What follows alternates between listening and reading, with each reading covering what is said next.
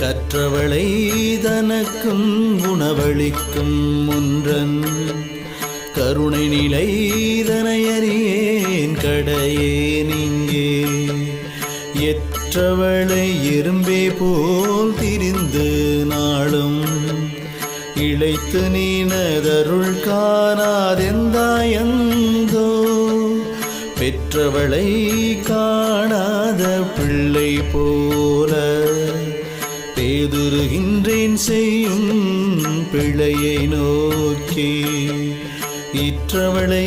கேள்விடல் போல் விடுதியேல் யார் என் செய்வேன் எங்குருவேன் என் சொல்வேன்